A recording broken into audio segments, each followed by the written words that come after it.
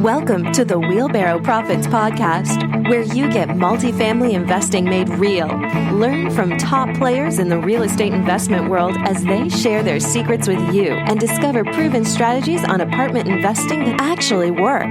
To learn more about Wheelbarrow Profits, visit jakeandgino.com, your one-stop shop for everything multifamily. Now to your hosts, Jake and Gino. Hello, everybody. This is Gino from Jake and Gino. Welcome to the Wheelbarrow Profits Podcast. Guys, I'm flying solo today. There's no worries, though. We have a fantastic guest today. Let me tell you a little bit about him. He is the weekend anchor for Fox and Friends on the Fox News Channel.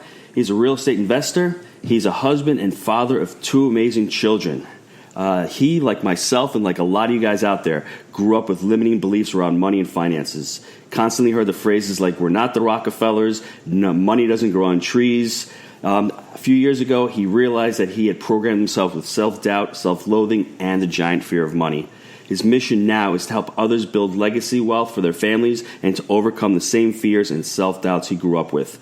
Welcome, Clayton Morris, to the show. Thank you so much for having me. It's a great pleasure. Clayton, what a great bio. Let me tell you, a lot of us grew up with a lot of those limiting beliefs and doubts. How did you kick the habit, as I like to say?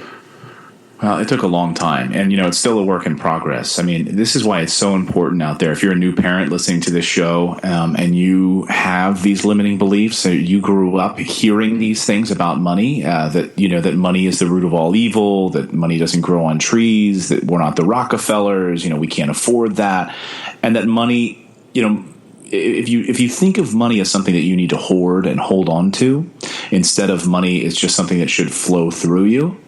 I mean, it took me a long time to learn that. And so if that's something you struggle with and you have new children in your house and you're talking to them, oh, we can't go do that. We can't afford that. We can't go out to dinner. We can't do this. We can't go on vacation. We can't. What you're doing is you're literally creating neural pathways in your children's brains about money. You're changing their natural relationship with abundance. Children don't know lack, right? They sort of come from a pure place. And so when you start talking that way, like my parents did to me, it takes a long time to change that and to shift that. And it can have such profound negative impacts on your life. I mean, it's still a work in progress. I still find myself sometimes slipping into that place of fear. But I literally had to, just with sitting and doing meditations and just quietly thinking about, or even like positive affirmations and journaling every day, writing down like my goals and visions and seeing abundance in my life. Obviously, as a life coach, you understand this, right? The power of repetition. It literally is something you have to do every day to think about abundance. And if you start to slip back into it, it snowballs, right? One negative day leads to two negative days, fear. And then before you know it, you're thrown off course. Well, there's a couple things you can do. The first thing I think is to surround yourself with people who think positively. So I think, like Jim Rome says, the top 5 people is basically what you're going to think about. So if you're surrounding yourself with people who are negative and who are fearful, guess what? If you're not going to raise their level of energy, you're going to drop to their level of energy. So it's upon you to raise your friends. And if you can't raise them, then it's time to say goodbye to your friends, because you'll always be stuck in that. You'll never be able to grow. And I think the second thing is I can totally relate to this because I have a mom, Italian mom. She's an immigrant. And they came over here. They did extremely well. But one of her words she always says to me is small business. So that's the only reason why I only had one restaurant. Now, I have almost 700 apartment units. How do I have 700 apartment units, but I can only have one restaurant? That whole word of small business, small this, small that, we can't take that many risks. Words are so powerful. Do you think Steve Jobs got up in the morning and said, hey, listen, I want a small company? I don't think he said that. I think he said, you know what, how big can we get?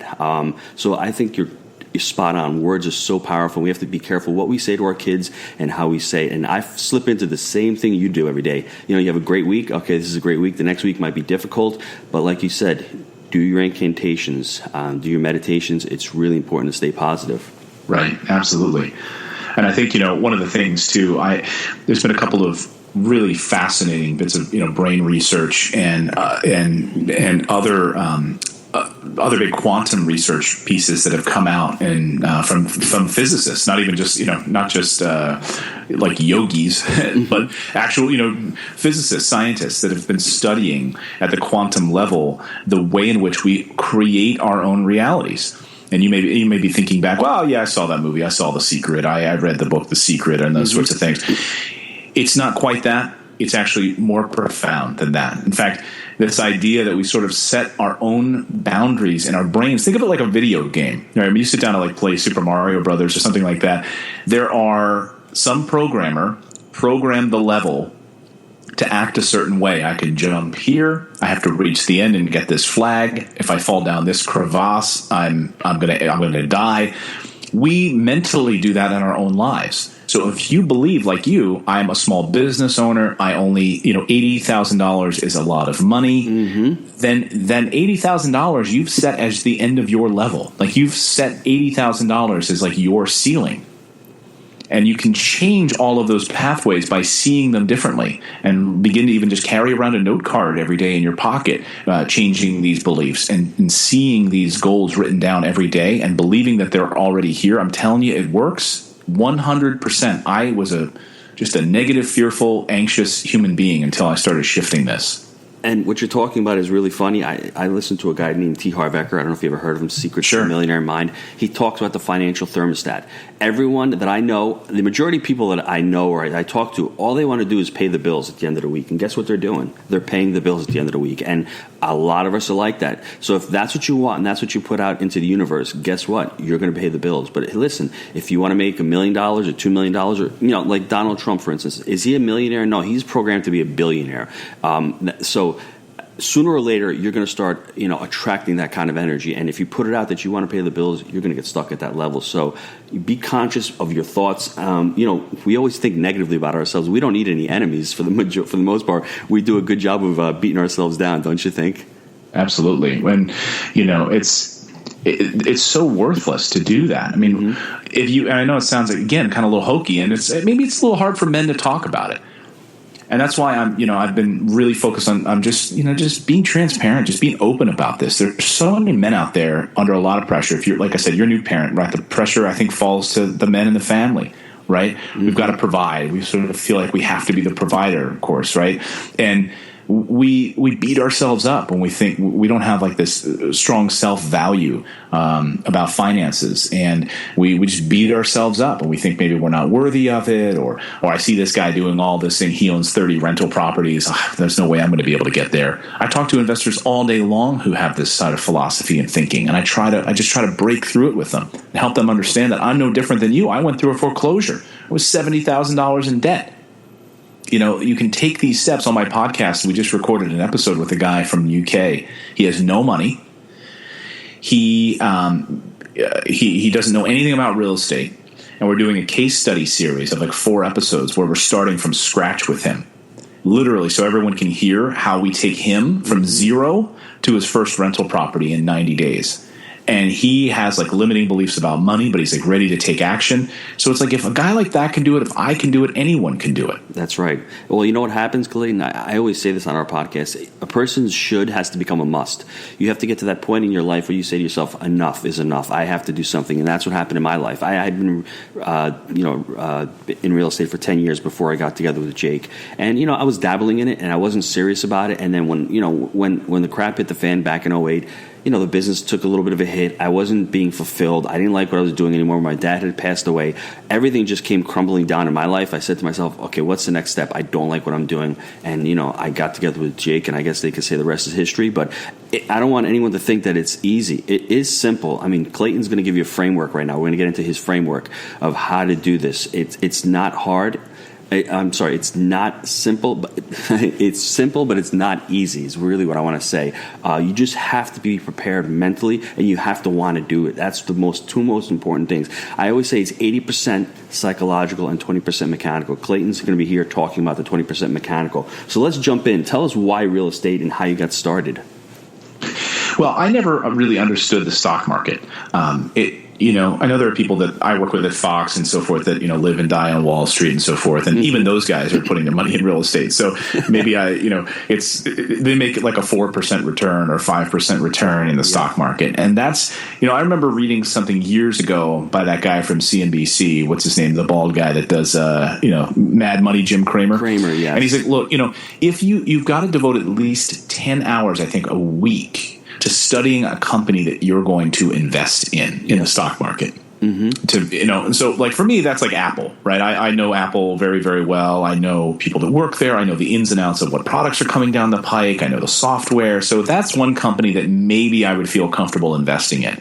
But for the most part, it doesn't make any sense to me. And I lost money in the stock market. And then it never made sense to me also, like, why, when the market takes a dive, like, why is my 401k plummet $40,000? What, like, I have no control over that? Mm-hmm. And to me, what I began to realize with really smart investors, and you don't see television commercials for them, you don't see people on TV talking about it, rental property investors, buy and hold investors, there's no middleman who's making money off of them. Right? There's not a money manager who's making like all these fees on top of their money. So you don't hear from them unless they write a book or they're on a podcast or something. Mm-hmm. They're just quiet, like I call them quiet ninjas. They've got 40 properties, 50 properties. They travel all the time with their children. They make $20,000 in passive income from their tenants, and they just live a great life. They've built up incredible net assets. And you don't hear from them. They don't have commercials with like a green line for Fidelity Investments and all this sort of stuff, right? Because you don't have to take out television commercials because they're not trying to sell you something. They're just building wealth.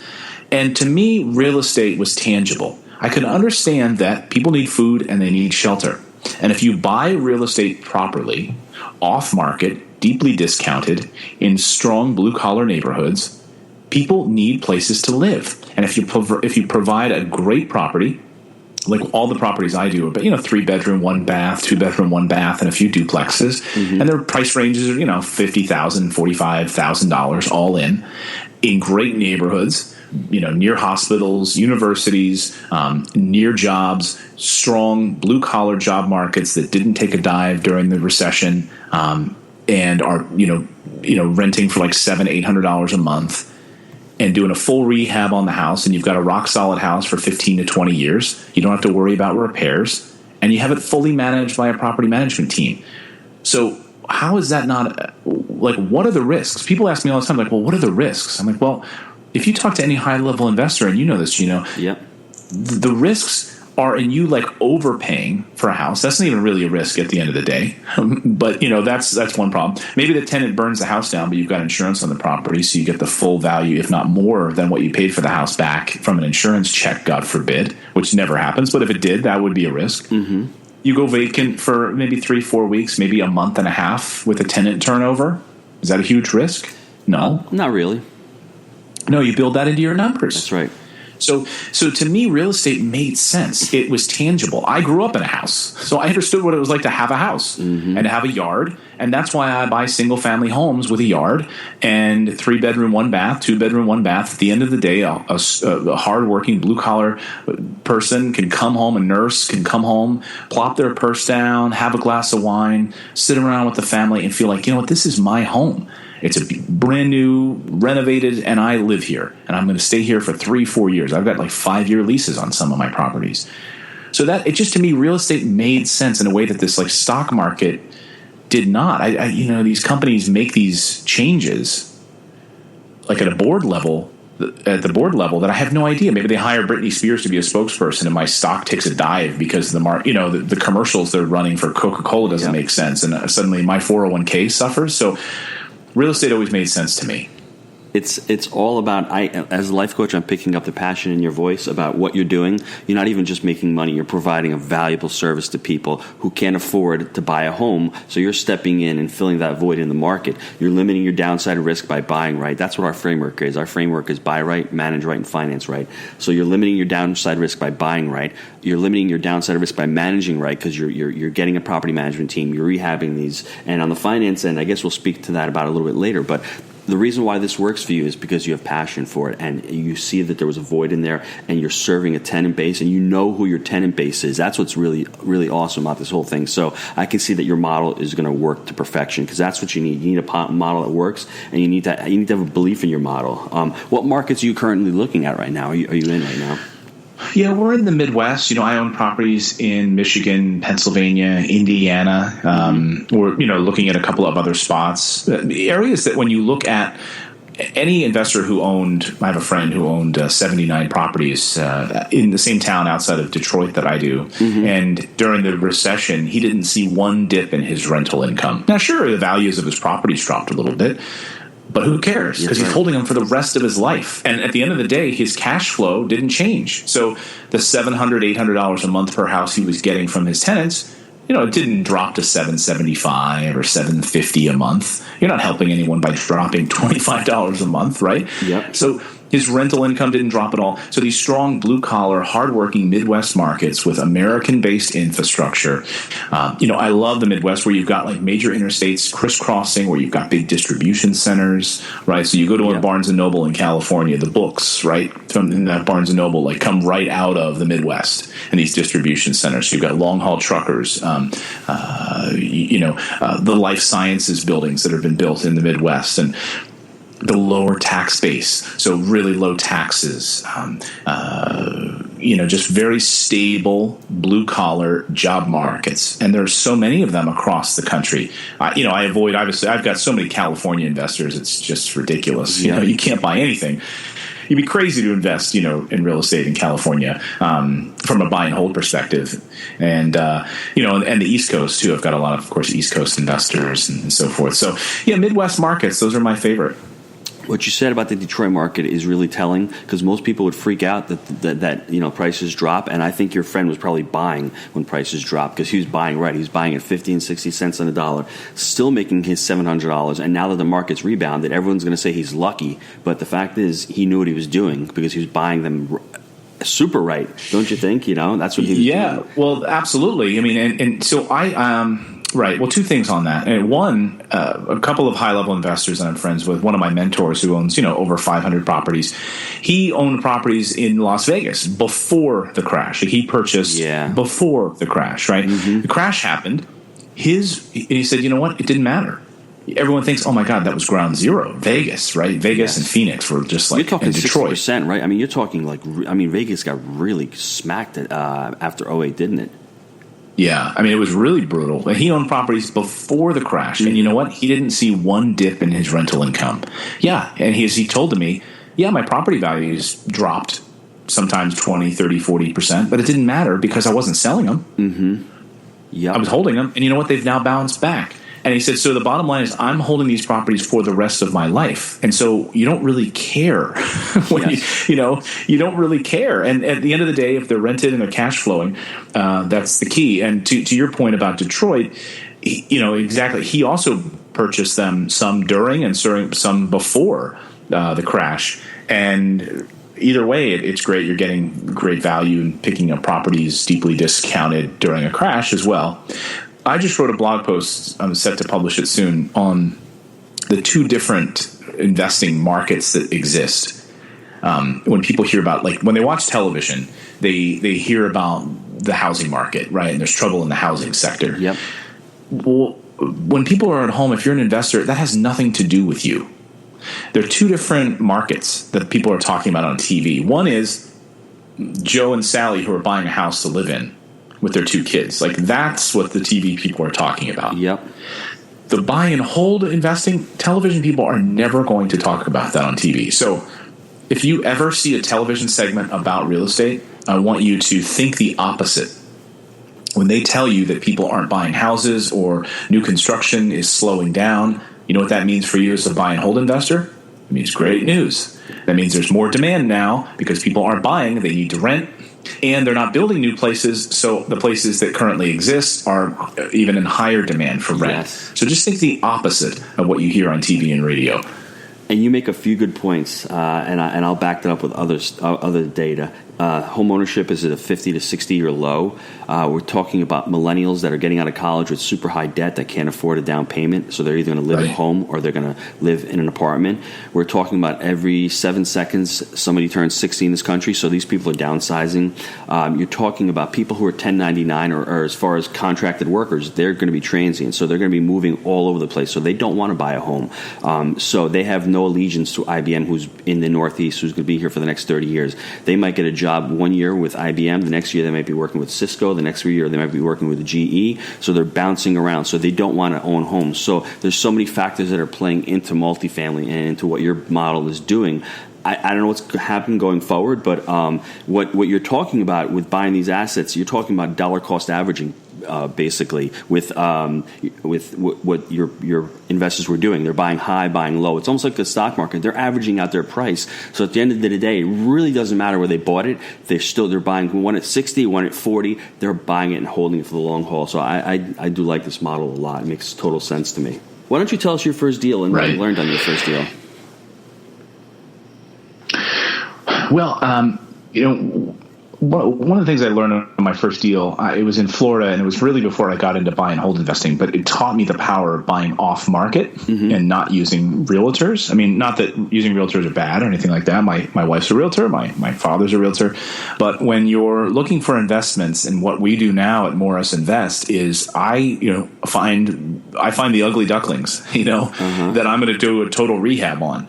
And I'm not buying the houses that have been remodeled. I'm not buying the retail house that's, that for owner occupied. I'm buying deeply discounted, off market, great value, other properties that other people won't touch. Maybe they're tax delinquent or they've got other kinds of problems. And those are the houses that I buy and put in our rental portfolio and rehab, and also then fix up for our clients. My first property taught me this. I lived in Florida in a golf course community. It was my first house I bought. It was a 1-bedroom condo, like a 1970s building, kind of on the golf course. The woman next door to me, I'd never met her. She lived there, I think, for like 30 years, and she smoked heavily, and she passed away. And I didn't know it was. And hers was a 2-bedroom. And this is back when you could get like 100% financing, like 110% financing. And you didn't even have to have a job. I mean, what a crazy Wild West time. And I had just kind of heard through the building that the family, because it needed a lot of work and it was so dated, and when you ask the question, well, who would sell a house at 40% or 50 cents on the dollar? Here's a perfect example. That's the wrong question to ask, because it happens every day. It happens thousands of times a day. And these are the exact houses that I buy every month. And here's the perfect example of why. This family lived out of state. Their grandmother just passed away. She was a heavy smoker. The house was totally dated. You walked into the house, it was like walking into, like a coal furnace, because the cabinets were covered in tobacco. The furnace itself was like spewing out smoke. It was, old carpet, old tile. And so this family that lived in Colorado, that now had this property that they inherited in her will, what are they going to do with it? And so listing it with a realtor with all of these other properties, and people can get 100% financing, there's no way anyone's going to come in and buy that house and spend the money to fix it up. At that price, exactly. At that price. People just want something nice and ready to go. And so I made a deal with them. We didn't use a realtor, off market. Here's what they wanted. I knew that if I fixed it up, it would sell for X amount. And so I bought it. I actually got financing somehow and bought it from them. Closed on it and did the rehab myself. And spent my nights over there just doing sheetrock and taking down the cabinets and stripping the cabinets to get all that tobacco off of them. I put in brand new appliances. I hired a carpet company, come in, put in brand new carpet. We had a furnace company come in, redid the furnace, paint, everything. I had to do so many layers of paint to cover up the tobacco. Made it a really nice place, did everything I could to make it like a top-notch place, so it was brand new inside. And when I was done, I miraculously sold it, and then the market crashed like a week later. So if I had held it for like another week, I sold it for a nice profit. I think I bought it for it was like $100, and I sold it for like $150. Where in Florida was this? It was Orlando. Oh, okay. But and everything kind of went sideways. And at the time I had like some land deals in North Carolina that I had used some of the fund, and it was just everything went sideways, went through a foreclosure. But what that taught me, and I didn't realize it at the time, was the power of buying off market. And so that was my first deal, and that's still the model I kind of use today. In the properties that I buy, whether they're tax delinquent or a tired landlord, or just buy a package of properties that have problems, and we have to clean them up and get the liens off of them and totally rehab them, the whole 9 yards. So how do you can you give us a couple of the ways of how you find these properties? Because I know that I always say that the key to buying a property in real estate and making money is you need a motivated seller. And I always list the motivation of the sellers, whether they're retiring, they're burned out, they're out of state. What other avenues do you use to find these properties? Well, now we're in a stage where we're able to buy like big packages of properties. One of the things, like, we'll buy a lot from hedge funds that didn't know what they were doing, right? They bought like 100 properties and they just let them sit. Well, then the Board of Health comes in and it's like, hey, there's high grass, there's branches everywhere. What are you doing? You're in Minnesota, you're not even in the town, and you're just letting these houses sit. You haven't got them rehabbed. Now, the house they bought for $10,000 now is $12,000, $13,000, $14,000, $15,000 because of all these liens on them. So, I'll come in and buy a big package of those. I'll also buy, motivated landlords who literally are just tired. They maybe did it wrong, right? They've owned them for years. They manage the properties themselves, and they're now 75 years old. They live near the properties. They can't go up and down steps anymore, and they're tired of going over there trying to fix things. Well, there's a perfect lesson there to not manage properties yourself, and they're just kind of fed up. Their kids don't want them. Their kids are off doing their own thing. These millennials or whatever, they're off, traveling the world, or, and they don't want the properties. They don't want to have to deal with them. So they just want to kind of cash out or, sell them, or with seller financing. I mean, that's the beauty of seller financing too. I always encourage my listeners of my podcast, the power of seller financing is that, like, that landlord is probably pretty savvy and understands that if he just sells the property outright, he's going to get hit with a big capital gains burden. So why not ask him if he would do seller financing and have him carry back the note on the property? So, you're able to pay him $200-$300 a month on a private note, but now you have the property. It's yours. And he's not getting hit with a big capital gains tax and all the depreciation he's claimed over the years. Now he'd have to pay all that back. So it's a win-win for everyone. So there's so many different ways: tax liens, tax delinquent properties we buy, foreclosures, sometimes short sales, which increasingly rare, but once in a while. Sometimes from wholesalers, we pick them up as well. Any number of ways. I mean, there's no real one way. So, guys, he's talking about mailbox money when he's talking about seller financing. So I would listen to his podcast because very few people talk about seller financing, and it's a powerful strategy, and it's a strategy where you're going to definitely create wealth, because the more number of properties that you can own with the least amount of money you're going to create more wealth. So that I love that strategy. When you employed, we employed all the time. We bought our first property with owner financing. We bought 281 units with owner financing. So you can buy them in any spectrum.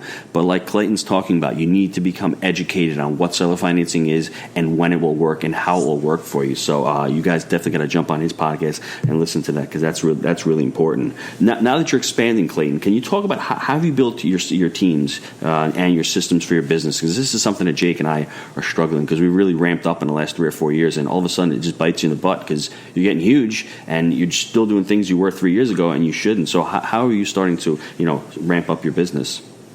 Gino Wickman has written a fantastic book, and for some reason the name escapes me at the moment. But if you just look up Gino, and you know the name, we love the Gino book. Wickman. Yes, we love the book. Traction. Traction. Great. There you go. Yeah. So one of the ways, and this really changed for me when I started hiring the right salespeople in the team, my right operations manager. Now I've got a team, quite a large team, and employees all over the country. And you really need to start with a pen and paper and just map out, if you're building your business and scaling your business and you're doing everything yourself, I want you, before you even hire anyone, I want you to write down every mundane task that you do in a week, or just even in a day, as the owner of your company that you're creating. If you're an investor or you're a wholesaler or you're a flipper, whatever it is you're trying to do, write it all down. As mundane as it is, even if you think, that just took me 2 seconds and I had to go over here and grab this thing, write it down. And then you want to start breaking it down into boxes like operations manager, marketing manager, administrative assistant. And right now you're probably doing all of those roles. Then I would start with hiring one person to fill that first box.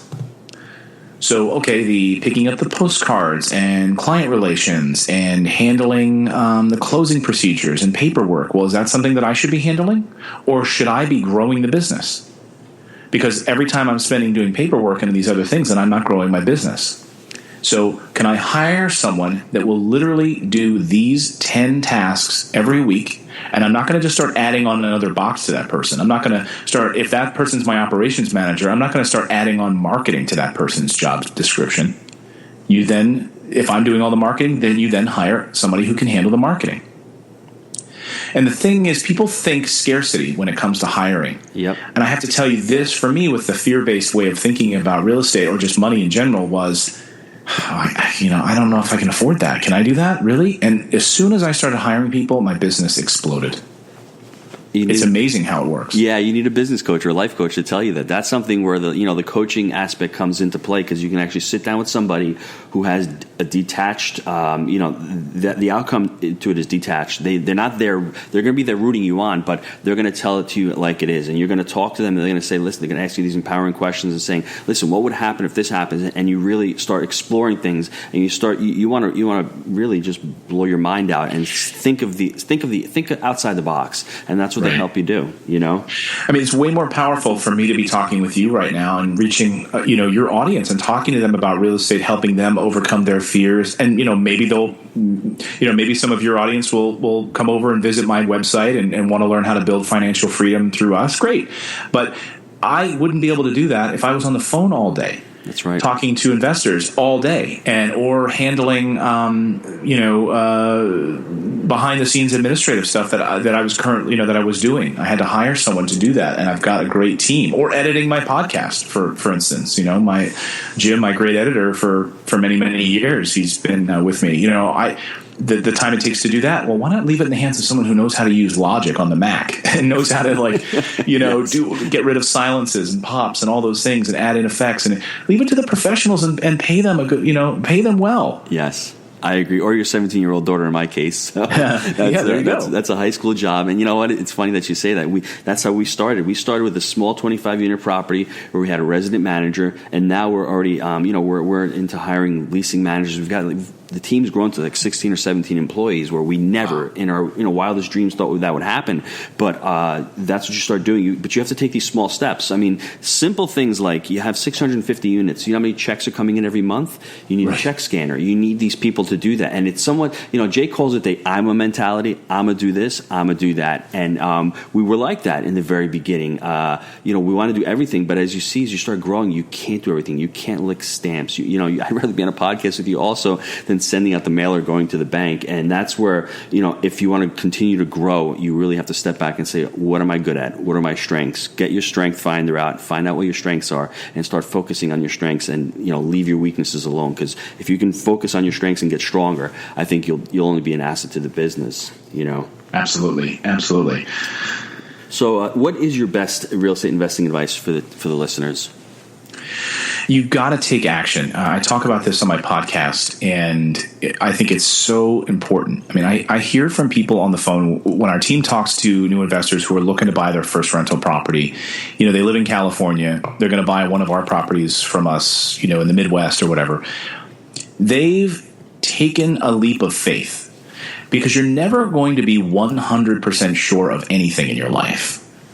And I like to say that, hey, even getting married, right? Let's be honest, right? Yeah. You're standing there that day, you're like, am I doing the right thing? I mean, let's be honest, right? Yes. Even men, women, you're lying to yourself if you're not, right? So even marriage, you're not. Even when the baby's coming for the first time, you're like, oh my God, what did I do? There's a new baby in the house. Holy smokes! You're never 100% sure. We have a third baby on the way now, and all right, my wife's like, your back is killing her. She's like, what have we done? What did I let you do to me? So you're never 100% sure, as long as you're like 80% sure. Yeah, even my real estate mentor, like I said, owns many hundreds and properties and many, many New York Times bestsellers. He's like, he's like 80% is even high. He's like, I'd even go as low as like 60 or 70%. Yeah. Sure. Just take action. Just do it. You're only going to find out if it works for you or learn from it just by doing that first deal. And so many of our clients, they're just like, all right, I'm going to kind of put my faith in you and just, all right, we're going to do it. And, a month later, that first rent check comes in. They're like, oh my God, I can't believe it. Yes. Like, that's all it takes, right, Clayton? Yeah. That's all it takes. So just take action. If you are being held back, I always say this too. Questions beget more questions. Mm-hmm. So I always try to cut, when I get an email from an investor after we've spoken on the phone and there's like 30 questions, I don't answer them because those questions are just smoke. They're just fear. Those questions don't mean anything. Mm-hmm. So what I do is I get back on the phone and I say, what's really going on here? Because if I answer these 30 questions, you're going to send another email with another 30 questions. Yes. Yep. And I know that it's not the questions. If I answer all of these questions, you're going to come up with another 30. Okay, the property management takes 10% a month. Yes. What about insurance? Insurance? Well, we have our great insurance guy that handles insurance on the property. Okay, great. But what about if there's a hurricane? Well, you have insurance. Well, what if? And so what I do is I get on the phone and say, well, what's really going on? And they'll tell me. And I say, let's just cut through the smoke. What's really happening? Well, I have to admit, I'm just scared. Great. So it's not the 30 questions. Let's get over that. Just take action. Mm-hmm. And once you move past the fear, then things start to happen. That's great, because Jake likes to say knowledge equals power. Knowledge does not equal power. It equals potential power. I think knowledge plus action equals power, and that's you've said it beautifully. You can't say it any better. You can sit on the sidelines. Listen, I've got a lot of people that I know that are immigrants from Italy. They can barely write their names in English, and these guys have hundreds. I mean, there's one guy who has hundreds of millions of dollars in real estate. Why? Because I don't think he was. I wouldn't say the word intelligent, but I don't know if he knew what he was doing in the very beginning to see what he was doing, because he had no fear. He was coming from nothing. So what did he have to lose? He had nothing to lose. He had everything to gain. And if he lost, so what? He'd pick himself up and do it again. So that's one of the things that I think a lot of people who are born in America, they miss out on, that hunger and that drive, and that that they must do it. So having all the knowledge in the world. I love that immigrant point, and it's not like it's not any kind of a racist statement or any sort of nationalistic statement at all. I totally agree with you. I see it all the time. You go to New York City, the people that own these small bodegas that work like tirelessly, their family's done it. They learned that they could do it. They just took action. They got over here and they did it. And you get so many people who want to feel sorry for themselves and not take action. And I see it all the time. It's so true. Mm-hmm. The immigrant thing is 100% accurate. Well, it's affected my whole life, because the reason why my dad came here was he said every year they plant their crops in Italy. And, if they're lucky, they got something. And, half the time they would get a hailstorm or something would wipe out their whole crop. After a while, you get sick and tired of that. You're putting all this effort into it. So he had the hunger to come over here. He barely knew English. He was 17 years old. He finished his high school. I don't know how he did that. And then he finally went into business. He stumbled into business. He didn't know what he was doing, but he did. He went into business for 30 years for himself. And I think that's what a lot of people lack in this country, because it's just like you live in the best country in the world. We have so much to offer here. If you don't want to work, you don't have to. If you do, you can do whatever you want here.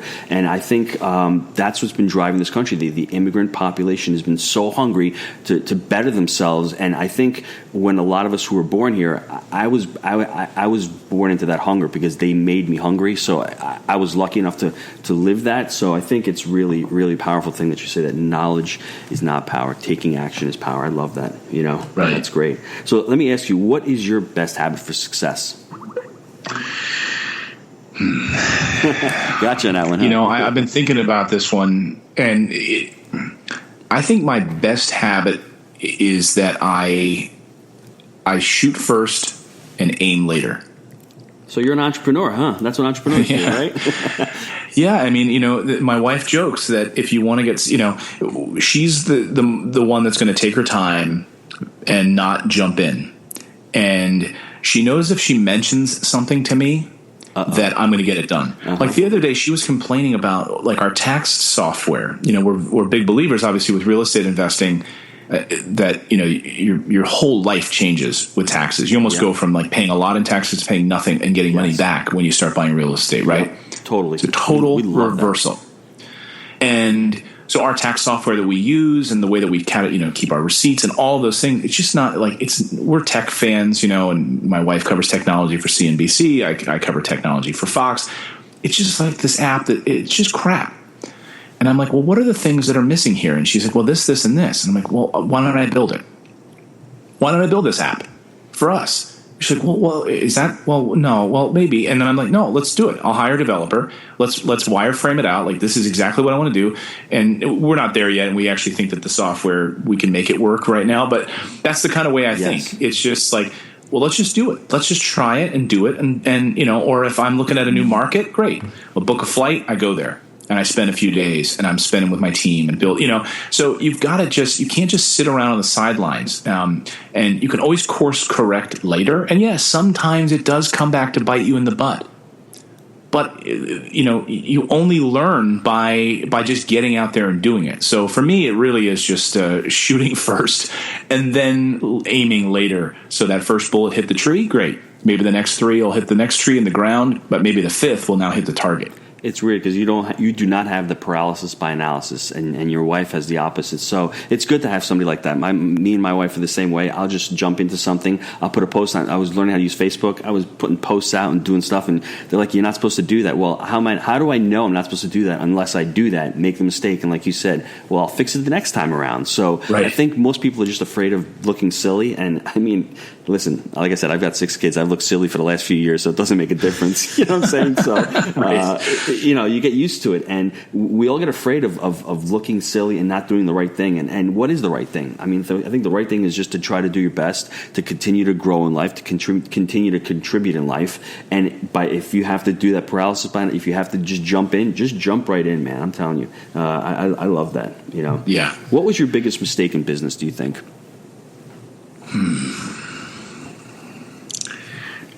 Questions beget questions, huh? Yeah, I think it's the biggest mistake because I think I've come a long way. But it's and I speak about this now when I do speeches, which is allowing other people to control my brand. It's so important for you to build your own thing. And for a long time, and this really comes back to forget about TV or just like, public personality like I am, just for the person listening who gets a paycheck every day. It really is like in not understanding the rich dad, poor dad philosophy. It's the idea that other people are going to make you wealthy and believing that if I get that $5,000 raise next year, that will make me wealthy. Or this company is going to, because at the end of the day, they literally could come in and say, you're gone tomorrow. Yep. And that's what happened to me a number of years ago. They just wanted to go in a different direction, didn't want to renew my contract. And I literally bought a house. They had encouraged me to buy a house. And I was like, oh my, you're kidding me. I'm just now like, and my whole self-worth was tied to this other company's vision of me. Not my own vision of myself and not the thing that I created for myself. So create something that no one can take away from you. When you do that, then you have power. I like that. Are you sure you're not a life coach? I'm taking my own advice often as much as I should, I guess. I love that. You mentioned a book before, Gino Wickman. Do you have any other favorite books, guys, out there? I mean, I guess especially in the real estate genre. Well, in the real estate genre, it begins and ends. Well, I don't say begins and ends, but it begins with Rich Dad, Poor Dad, of course. Another great book that I recommend to a lot of my listeners, and really how I've built my real estate investing model, is on Gary Keller's fantastic book, The Millionaire Real Estate Investor. Yep. Because I believe in the 3 phases of real estate investing that he talks about in the book, which is the buy phase, the hold phase, and the cash flow phase. So very often people begin by thinking about cash flow when they get into real estate investing, but you're forgetting that can come later. What you're really doing is building net worth at the beginning. Mm-hmm. And in 5 years, maybe they'll pop free and clear after you've paid down private notes or whatever. And then that's when you get to believe and understand the cash flow. He walks through the whole system, how to account for different, all those different things. But anyway, he wrote it before the crash, and I really believe that had people had done it right, we wouldn't have had the crash if people had invested and built, real estate around his methodology. I agree. Have you ever read his book, The One Thing? Oh yeah, I love The One Thing. I think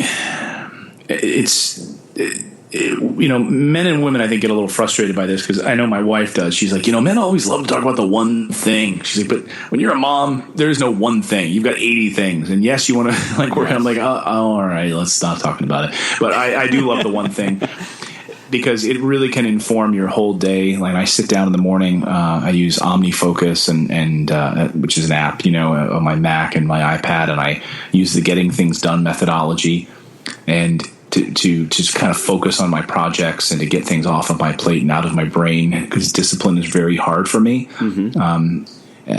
So using The One Thing, like today, I'm only focused on this one thing, and that really is a powerful tool. Do you know how I use it? I use it by doing an incantation. I have an incantation by Napoleon Hill that says, I know that I can achieve the ability. I know that I have the ability to achieve the outcome of my life's definite purpose, and therefore I demand here and now persistent, continuous action towards its attainment, and I here now promise to render such action. So the way I think of The One Thing is, my one thing in life now is my family, and everything that I do is for my children, for my wife, whether it's speaking to you, whether it's how I present myself, whether it's creating a win-win situation. So, I might think of it in a broader context as just not doing one thing today, but what my real life's purpose is, and it really has focus to my family. So that's what I try to, focus everything on, whether it's dealing with somebody in business, whether it's talking to somebody at the store. I want to show my kids the way they should act in public, the way they should treat others. So I am, all of my actions are geared towards that. And that's how I use it. I think that's how the book revolutionized my life. And maybe that's not what he was talking about, but that's how I took it as. Not just thinking of one thing every day, like what's the really important one thing and try to knock it out and move on, but more of a broader context of like, what's the most important thing in my life? And everything else branches off from there. Does that make sense? Oh, I love that. That's a great way to look at it. And you're absolutely right. For me, and I think I probably do that, maybe I just didn't think of it in those terms, which is, if you're like, I was even finding myself getting a little frustrated over the past 2 days with something, and not want to say snapping at the kids, because it was, our air conditioning wasn't working. It was, not the week to so do that, hot. Yes. And, everything I do, like wanting to be at home, build passive income, spend time and space so we can just like hop in the car and just go to a water park, or we just got back from Scotland, just to be able to do those things. That's all that matters. That's right. It's the only thing that matters. Yeah, and that's what happens. That's how you're building your life. So I think subconsciously, maybe that's why you love real estate, is because real estate will allow you to do your one thing, which is to spend time with your family and to have that freedom. So that's how I took it. And once I started doing that, it just reinforced my love for real estate, and my, it really holds you to a higher degree. And when you're out in public or you're out anywhere, you say to yourself, listen, do you want my children to act this way? So you've got to really, mind your manners and really watch what you're doing, basically, and you act the way you're supposed to act as you want your children. You're the basic role model, so that's how I take it. So I've really blasted the whole thing out, Anyway, right. let me finish up with this last question. I just want to know, what project are you excited about right now? Well, what are you doing right now that excites you? Well, I'm working on a book, and it's based on my free cheat sheet that I give away, called Your Financial Freedom Number. That I came up with and really changed my life, this free cheat sheet. And if your listeners want it, you want to link it up in the show notes, or if we're just head over to morrisinvest.com/freedom. It's there too. But I'm building a book around the idea of financial freedom, and it really, a lot of what we talked about today about fears around money, and how to carve out that space in your life to begin to acquire true wealth for your family, and to do it the right way. So sort of a step-by-step approach that I've used in my own family. So I'm excited about that. I'm excited about expanding. We're company is really just exploding right now, and I'm really excited about looking at different markets, and we're building our team out more. And quite honestly, our podcast, like yours, is just really exploded, and it's just really been fantastic. So not really trying to be distracted by too many other things, but staying focused on the things that are really important to my company, like my financial freedom number and the book and just the team, and making sure that it's like a well-oiled machine. Are there areas that we can improve? Are there little bottlenecks over here? Is this investor not happy because we didn't get back to them within 5 days? All right, let's try to get back to them in 3 days. Like all of those improvements that you try to make along the way. I think listeners got to listen to this because, we both like Rich Dad. Rich Dad tells you why real estate. I think Clayton's book is going to tell you how real estate. And that's the important part. First, you have to get ready for the why. That's why Rich Dad is a revolutionary book. I think everyone loves it, but there was never really no specifics, no actionable content. But I think Clayton right now is going to put all that action in his book. So I want you guys to check the book out because there's always the first step, and you've got to take the first step in the journey. And if the first step is wrong, you course correct, and he'll be there to help you course correct. How can the listeners get a hold of you? The best way, honestly, we have a couple of different ways, but the easiest way is just to go to my website. It's Morris, my last name, Morris, Morris, invest.com, morrisinvest.com. There's some resources there. We have a blog that we publish every week, and our podcast is right there. Plus, there's a button there. You can book a call with us, and we'll jump on the phone. I love talking to investors, so we'll get on the phone for 30 minutes, and we'll talk through, if you're ready to take action on real estate investing or you've got some fears holding you back, we love talking to you. Clayton, this was a great call. We talked a lot of real estate, but we talked a lot about life and what's truly important, how to build a business, all about financial freedom. I really had a great time. I want to thank you for taking time out, spending the time with me today, and I think the listeners are going to get a ton of value from this call. Well, I loved it too. It was, maybe I was a little frustrated over the past few days with a few things going on in my life. So to kind of readjust and think about, hey, these are the important things. It was good for me too. So thanks so much. And I love talking to you and your listeners. Sounds great. You have a good day. All right. Thanks, Clayton. Thanks so much. Take care. Okay, that's going to do it for today. If you found value in this episode, please don't forget to leave us a review on iTunes. We really appreciate it. Also, if you'd like to speak with us, we are now doing 2 30-minute strategy sessions every Friday. You can sign up for these at jakeandgino.com. This has been another episode of the Wheelbarrow Profits Podcast, the only show that teaches that it's education times action that equals success. I'm Jake, and he's Gino. Over and out. We trust that you enjoy the Wheelbarrow Profits Podcast. Visit jakeandgino.com, your one-stop shop for everything multifamily. See you next time when Jake and Gino share more of their investing secrets with you.